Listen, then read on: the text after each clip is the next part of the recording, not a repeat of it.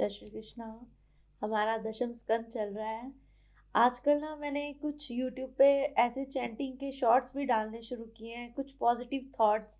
क्योंकि मुझे ऐसा लगता है कि जितना मर्जी हम कह लें कि हमें ज्ञान की ज़रूरत नहीं है या हर एक के पास ज्ञान होता है, बट एक जो हमारा माइंड है ना, हमारे माइंड के भी दो पार्ट्स होते हैं, कॉन्शियस एक सब कॉन्शियस। जो हमारा सब कॉन्शियस है ना, जैसे जैसे हम अच्छे अच्छे थॉट्स पढ़ते हैं, कुछ अच्छी चीज़ें अपने अंदर लेके जाते हैं ना, हमारा माइंड हमेशा हमें पॉजिटिव सिग्नल्स देता है। देखो आजकल दुखी तो हर कोई है, हर एक को प्रॉब्लम्स है। और भागवत पढ़ते पढ़ते इतना तो मुझे समझ आने लगा है कि हर एक का जो दुख का मतलब निवारण है ना, वो शायद ठाकुर जी के पास ही है। या मैं ये कह सकती हूँ, जो जिस भी रिलीजन को मानता है, जो जहाँ पे भी जाना चाहता है। अब जैसे गुरु नानक देव जी हैं, उनकी वाणी में भी बहुत रस है, बहुत कुछ है। लेकिन जो भी जिसे भी मानता है, कहते हैं ना, जब हमें बहुत मुश्किल का समय होता है ना, तब छोटी सी भी कही गई बात ना हमारा मन को बहुत ज़्यादा ध्यान देती है। हमारा जो जितना भी ध्यान भटका होता है ना, वो सारा हमारा ध्यान ये चीज़ें केंद्रित करती हैं। जब हमारे सबकॉन्शियस माइंड में पॉजिटिव थॉट्स जाते हैं या चैंटिंग जाती है या कुछ ऐसा जाता है ना, कई बार हम अपने दुखों को भी भूल जाते हैं। इसलिए मुझे लगता है कि ये चीज़ें बहुत ज़रूरी हैं। और इतने इनके पढ़ते रहने से, ये छोटी छोटी धुन जब हमारे मन में गुनगुनाती रहती है, हमारा ध्यान शायद हमारे दुखों से हटकर ना इन चीज़ों की तरफ भी इतना नहीं जाता। इसलिए मैं एक बात बोलना चाहती हूँ कि ठीक है, आज हर कोई दुखी है, आज हर एक के पास प्रॉब्लम्स है। इवन हम एक छोटे से बच्चे से भी पूछे ना, 5 साल के, कोई अपनी पढ़ाई के लिए दुखी है, कोई कहता है मम्मा मुझे गेम्स नहीं खेलने देती। खैर, मैं भागवत पढ़ते पढ़ते ये सब बातें नहीं करना चाहती, लेकिन फिर भी कहीं न कहीं एक मेरे अंदर की टीचर ना जाग जाती है और कहती है कि नहीं, अगर एक चीज़ है, जैसे-जैसे हमें जो ठाकुर जी ने शिक्षा दी है, जो ठाकुर जी ने हमें बताया है, अगर हम इन्हीं चीज़ों को थोड़ा-थोड़ा अपने ध्यान में लेके जाएँ ना, तो ये चीज़ें हमें इस मार्ग से ना भटकने नहीं देती। इसीलिए मैं कहती हूँ कि भागवत के साथ-साथ ना जितने भी पॉज़िटिव थॉट्स हैं, पॉज़िटिव चैंटिंग है, ये सब भी। हाँ, आजकल हमारे बच्चे ना ये सब कुछ भूल चुके हैं। एक बात इसमें बड़ी अच्छी मैंने पीछे पढ़ी थी कि हमारा बच्चा जब मूवी देखने जाता है या किसी डांस पार्टी में जाता है, तो हम बड़े शौक से बताते हैं, बट वही हमारा बच्चा अगर कोई स्पिरिचुअल एक्टिविटी करता है ना, तो पता नहीं क्यों लोगों को ये चीज़ बताने में अच्छा नहीं लगता। लेकिन मैंने देखा है, कुछ ऐसे पेरेंट्स हैं, कुछ ऐसे लोग हैं जो छोटे छोटे अपने बच्चों को ना ये संस्कार डालते हैं कि अपने साथ उन्हें आरती में शामिल करते हैं, घर में उन्हें बताते हैं कि पूजा कैसे की जाती है। मैं ये नहीं कहती कि इन चीज़ों को हमारे जीवन में बहुत ज़्यादा कोई इम्पोर्टेंस दो या ये सब कुछ करो। मैं सिर्फ़ ये कहती हूँ कि ये चीज़ें कहीं न कहीं हमारे दुखों को कम करने में ना हमारी बहुत मदद करती है। अब जैसे मैंने एक ना इसमें द्रौपदी का प्रसंग पढ़ा था कि जो द्रौपदी है, वो पहले भीष्म पितामह के पास गई, फिर धृतराष्ट्र के पास गई, अपने पतियों तक के पास गई, लेकिन किसी ने भी उसकी रक्षा नहीं की। पर जब उसने श्री कृष्ण को पुकारा ना, तो श्री कृष्ण ने आकर उसकी रक्षा की। देखो, मैं बार-बार यही कहती हूँ कि ये जो चीज़ें हैं ना, हमारे को हमारे नेगेटिव थॉट से बचाने में हमारे बहुत हेल्प करती हैं। कुछ लोग कहते हैं कि मेडिटेशन करने से इन चीज़ों में फ़ायदा मिलता है। ये सारी चीज़ें ठीक हैं, बट साथ-साथ ना हमें कृष्णा से दूर बिल्कुल भी नहीं होना चाहिए।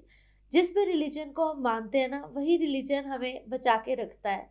वही चीज़ है जो हमें आगे बढ़ने में हमेशा हमारी मदद करती है। इसलिए ये मैं एक बात आज बस मन किया कि पढ़ते-पढ़ते ना ये सब कुछ भी बताना चाहिए।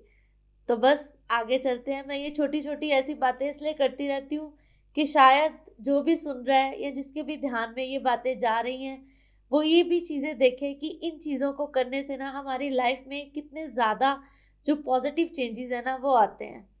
Thank you, thank you, thank you Shri Krishna. मैं तो बस यही कहती हूँ, जितना हो सके ना हमें भगवान का ग्रैटिट्यूड पे करते रहना चाहिए। देखो, दुःख तो सबकी ज़िंदगी में है, पर कहीं न कहीं वो जो एक छोटी-सी सुख की किरण भी हम देखते हैं ना, तो बस श्री कृष्णा यही कहते हैं, गीता में भी उन्होंने यही कहा है कि जितना हो सके जहाँ है मैं ही हूँ। इसलिए अगर मुझे अपनाओगे ना, तो मुझे अपनाने के साथ-साथ तुम अपने दुखों से दूर होते जाओगे। तो बस आगे हम चलते हैं।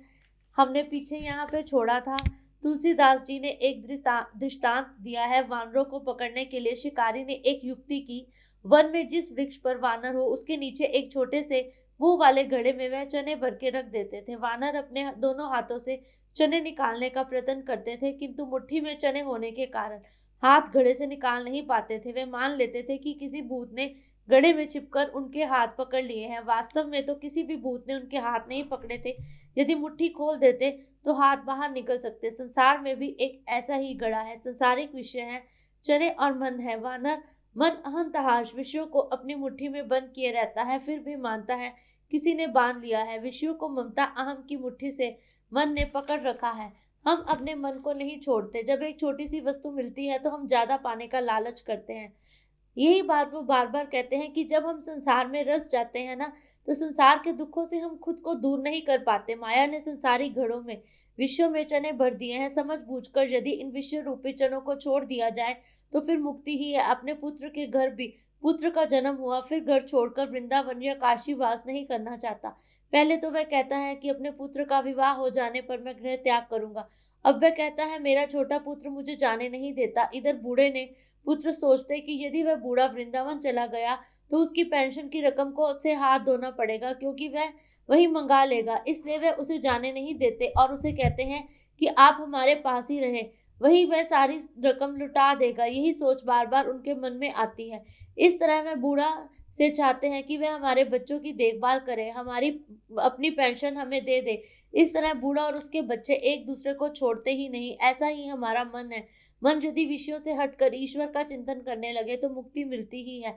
देहाभ्यास छूटा और वृत्ति भ्रमकार हुई तो मुक्ति है। विषयों का ही चिंतन करने वाला मन अशुद्ध है, विषयों का चिंतन त्यागने वाला मन शुद्ध है। अनादिकाल से विषयों का चिंतन करते रहने की मन को आदत सी हो गई है। यदि यही मन श्री कृष्ण का चिंतन करे, इंद्रियों के स्वामी श्री कृष्ण, आंखों से श्री कृष्ण के संबंध को जोड़ लो, सर्वत्र और सभी ईश्वर का दर्शन करो। इंद्र रूप गोपी की आत्मा कहती है कि गोकुल लीला का तात्पर्य गोपियों को जीते जी मुक्ति है। श्री कृष्ण ने गोपियों को मुक्त कराने के लिए गोकुल लीला की थी। गोपियों को वह जीते जी मुक्त कराना चाहते थे। गोपियां चाहे अपने घर में रहे, उनका मन विचलित ना हो। उन्होंने कुछ ऐसा ही किया। श्री कृष्ण का सौंदर्य ही ऐसा है, उसे देखने के बाद जगत का सौंदर्य सुहाता ही नहीं है। श्री कृष्ण अति सुंदर है, जगत सुंदर है, ऐसा मानने से काम दृष्टि पैदा होती है। भगवान से हमेशा प्रार्थना करते रहो, नाथ मेरे मन को जड़ पदार्थों से हटाकर अपनी ओर आकर्षित कर लीजिए। मन को तभी शांति मिलती है जब वह ईश्वर से स्थिर होता है। वेदांती मन को अर्ध चेतन और अर्ध जड़ माने जाते हैं। संकल्प करने से मन हजारों मील दूर चला जाता है। मन को जब भी लय होगा, जड़ पदार्थ में नहीं, ईश्वर ही में लय होगा। वस्तु सजातीत वस्तुओं में गुल मिल सकती है, दूध में मिश्री मिल जाती है, पत्थर नहीं।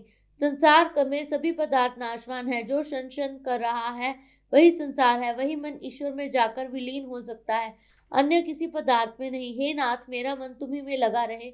ईश्वर से मन को दूर करना ही बंधन है। ईश्वर से मन को दूर करते रहने में हमें अपने सारे प्रयोग लगा देने चाहिए। भगवान की लीला का यही तात्पर्य है। गोपियां अपने मन में श्री कृष्ण को हमेशा बसाए रखने चाहती है। आज के मनुष्य सब कार्य कर लेता है, परंतु जब श्री कृष्ण की भक्ति की बात आती है तो मनुष्य कहता है मेरे पास समय ही नहीं। याद रखो, कथा वही सुनता है जिसके भाग्य में लिखी होती है, और कथा वही सुनाता है जिसे ईश्वर चाहते हैं। निर्वित के समय यदि मन में किसी वस्तु का विचार आए तो मान लो उसी में फंसा हुआ है। गोपियां तो निर्वित के समय श्री कृष्ण की लीला का श्रवण कीर्तन ध्यान करती थी। संकट के समय जीव विश्वासघात करता है, किंतु भगवान तो दौड़ते हुए आते हैं। सभी विषयों को छोड़कर मन का ईश्वर में लगना ही मुक्त है। मन में अनायास प्रभु स्मरण के लिए ही निरोध लीला है। दशम स्कंद की श्री कृष्ण लीला है। जगत का विस्मरण और प्रभु को अखंड स्मरण कराती है। गोपियां सारे जगत को भूल कर मात्र कृष्ण को याद करती हैं।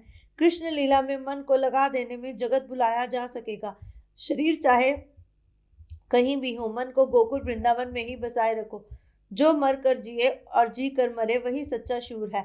गोपियां घर का कामकाज करते हुए भी कृष्ण ऐसी लीन हो जाती थी कि ना जैसा काम भी कर बैठती थी। चूल्हे में लकड़ी के साथ साथ बेलन जला देती थी। काल धक्के ले देकर निकाल जाते हैं। हम रोते हुए संसार को छोड़ना पड़े, ऐसा कभी नहीं करना चाहिए।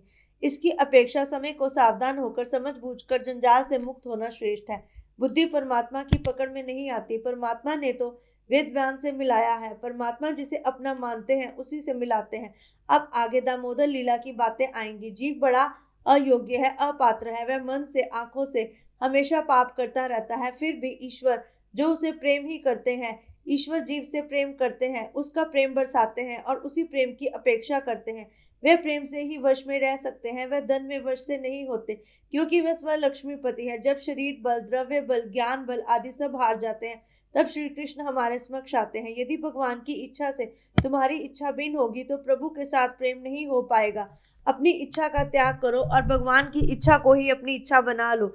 वैष्णव अपनी इच्छा को भगवान की इच्छा के साथ एक रूप करके उसमें लीन हो जाता है। महात्मा प्रभु को प्रेम से जीत लेते हैं। जीव पूर्णतः प्रेम से प्रभु को जीत लेता है। एक बात मैं अवश्य कहता हूँ, जितना भी हो सके हमें प्रभु से प्रेम करना चाहिए। भागवत में जहाँ जहाँ एकदा शब्द का प्रयोग किया गया है वहाँ कोई ना कोई विशिष्ट प्रसंग है। 9वें अध्याय के प्रारंभ में एकदा शब्द था। परीक्षित कृष्ण कथा से अभी तृप्त हुए ही नहीं कि वे अभी भी विस्तार से सुनाने की प्रार्थना कर रहे हैं। सुखदेव जी वर्णन कर रहे हैं, राजन अब आगे सुनिए। गोपियों ने कन्हैया का नाम माखन चोर रख लिया तो यशोदा को ये बात अखरने लगी। वह अपने लल्ला को आग्रह करने लगी कि बाहर का नहीं, बच्चों को घर का ही खाना अच्छा है। मेरा बच्चा बाहर माखन क्यों खाता है? कन्हैया कहता है कि यदि मैं घर का माखन खाने लगूंगा तो फिर वह घट जाएगा, और जो मिठास बाहर के माखन में है वह घर में नहीं। ये कैसा लल्ला है जिसे घर का माखन ही नहीं भाता, जिसे बाहर का माखन भाता है। रसोई ठाकुर जी के लिए है, पानी बिगड़ा तो वाणी बिगड़ेगी। मनुष्य को चाहिए कि वह प्रभु के साथ अपना मन जोड़ ले, लेकिन मनुष्य ऐसा नहीं करता। मनुष्य श्री कृष्ण के साथ अपना मन नहीं जोड़ता, अपितु बहुत कुछ ऐसा चाहता है जो कि श्री कृष्ण पूर्ण नहीं कर सकते। मनुष्य संसारिक सुख चाहता है। श्री कृष्ण कहते हैं तू मेरी शरण में आ। मनुष्य श्री कृष्ण को नहीं अपितु श्री कृष्ण के द्वारा दिए गए सुखों को चाहता है, परंतु उसे ये नहीं पता जिसे श्री कृष्ण अपना लेते हैं फिर उसके जीवन में कभी भी दुख आते ही नहीं। प्रातः काल में स्नानादि कार्यों से निर्वृत्त होकर पीला वस्त्र पहनकर यशोदा जी दधि मंदन के काम लग गई। यशोदा जी कन्हैया के लिए कर रही थी। हम प्रत्येक व्यवहार को भक्तिमय बनाना चाहते हैं। घर में झाड़ू बुहारी करना भक्ति है, क्योंकि हमारा घर ठाकुर जी का ही तो है। यदि घर में कूड़ा करकट होगा तो फिर ठाकुर जी प्रसन्न नहीं होंगे। हमें अपना भोजन स्वयं बनाना चाहिए। मैं ये तो नहीं कह रहा, परंतु कोशिश करनी चाहिए कि भोजन बनाकर एक बार तो भगवान को भोग लगवाएं। भगवान प्रेम के भूखे होते हैं, भगवान भाव के भूखे होते हैं। श्री कृष्ण कहते हैं कि वह विदुर द्वारा खिलाए गए केले के छिलकों से भी प्रसन्न हो उठे। वह शबरी के जूठे बेर भी खा गए। वह कहते हैं जो मुझे प्यार से बुलाता है, जो मुझे प्यार से परोसता है, मैं उसी का हूँ। जो मुझसे प्यार से बात करता है मैं उसी की बात सुनता हूँ। लेकिन जो केवल मुझसे मांगता ही है उसकी पूर्ण बातें मैं नहीं सुन सकता, क्योंकि श्री कृष्ण को पता है मनुष्य के लिए क्या अच्छा है क्या बुरा है। परंतु फिर भी मनुष्य ऐसा मूर्ख है जो श्री कृष्ण से वही मांगता है जो श्री कृष्ण हर समय उसे देंगे। वह श्री कृष्ण से कभी भी उन्हें नहीं मांगता। संसार सागर और संसारिक विषय दही है। आरंभ में विषय मधुर होते हैं, अंत में कटिक। संसारिक विषयों का विवेक मंथन करने वाला भक्ति रूप माखन पाता है। ऐसा प्रेम रूप भक्ति रूप माखन परमात्मा को अर्पण करो। परमात्मा प्रेम के सिवाय और कुछ नहीं मांगते। माता यशोदा पुष्टि भक्त का स्वरूप है। उनके दर्शन पाओगे तो श्री कृष्ण को पा सकोगे, परंतु अगर श्री कृष्ण को नहीं पाओगे तो फिर किसी को भी नहीं पा सकोगे। माता यशोदा के दर्शन करके ऐसा लगता है मानो श्री कृष्ण के दर्शन कर लिए हो। ऐसा ही है श्री कृष्ण का भाव। वह तो हर एक के मनुष्य के मन में भी करते हैं। जो श्री कृष्ण का भक्त होता है उसके चित्त में, उसके मन में, उसके मुंह से ठाकुर जी ऐसा लगता है स्वयं ठाकुर जी की झलक नजर आ रही है। उनका सारा शरीर ही श्री कृष्ण की भांति चमकने लगता है। श्री कृष्ण ऐसे हैं जो कि सबसे प्रेम करते हैं। हाथों में पहने हुए कंगन और कानों में कुंडल प्रभु को ऐसे भाते हैं कि लगता है प्रभु का रूप बहुत शोभ्यमान हो गया है। मुख पर प्रभु के पसीने की बूंदें झलक रही हैं। बालों से लगाई हुई बेनी चमेली में पुष्पों की पंखुड़ियां जल रही हैं। आज माता यशोदा के होठों पर, आंखों पर, मन में तो ऐसे लगता है कन्हैया के सिवा कुछ नहीं है। ये वो भाव है जो वे बताते हैं कि कैसे जब यशोदा माँ को देखो तो ऐसा लगता है कि उनकी पसीने की बूंदों में भी कन्हैया की झलक नजर आती है। उनकी वेणी में, उनके मुख में, उनके हाथों के कंगन में भी कन्हैया नजर आता है। श्री कृष्ण की सेवा के समय मुख से उनका नाम उच्चारण होता रहे, मन में उनका स्मरण होता रहे। सेवा के श्रम में पसीने का सारा शरीर, सभी वस्त्र भीग जाए, यही भक्ति है। धन संपत्ति के लिए पसीना बहाने वाले बहुतेरे मिल जाएंगे, परंतु प्रभु की सेवा के लिए पसीने बहाने वाला कोई नहीं होता। जो प्रभु की सेवा के लिए पसीना बहाता है वही प्रभु का सच्चा भक्त है। ठाकुर जी की सेवा में पसीना बहाओ, उनकी सेवा स्वयं करो तो प्रभु भी तुम्हें अपनी सेवा में ले लेते हैं। एक बात मैं आज अवश्य कहता हूँ, प्रभु की सेवा करने के साथ साथ हमें औरों का हृदय नहीं दुखाना चाहिए। हमें कभी भी कुछ ऐसे कार्य नहीं करने चाहिए जिनसे हमारे प्रभु आहित हो। ऊपर के श्लोकों में भक्ति का निरूपण है। शरीर द्वारा दति मंदन रूप सेवा कर्म हो रहा है। हृदय में कृष्णा स्मरण की सरिता बह चली है। वाणी बाल चरित्र के गान को गुंजन कर रही है। रेशमी वस्त्र पवित्रता का प्रतीक है, उसकी डोर कसकर बांधी हुई है। वैसे तो वासना का प्रतीक है, सूत के वस्त्र की अपेक्षा रेशमी वस्त्र अधिक मुलायम होते हैं, महीन होते हैं। ये रेशमी वस्त्र है सूक्ष्म वासना। शरीर की उत्पत्ति और आधार रजोगुण है। सूक्ष्म वासना नहीं होगी तो शरीर भी नहीं रहेगा। वासना निशेष हो जाने पर जीव ईश्वर में एक रूप हो जाता है। सामान्य व्यक्ति की तुलना में वैष्णव की वासना दिव्य होती है। मन पूर्णतः वासनाहीन एक्सक्यूज मी होने पर ईश्वर के साथ जा मिलता है। स्वयं ही सुख की प्राप्ति होती है। कल बस यहीं से आगे करेंगे। जय श्री कृष्णा।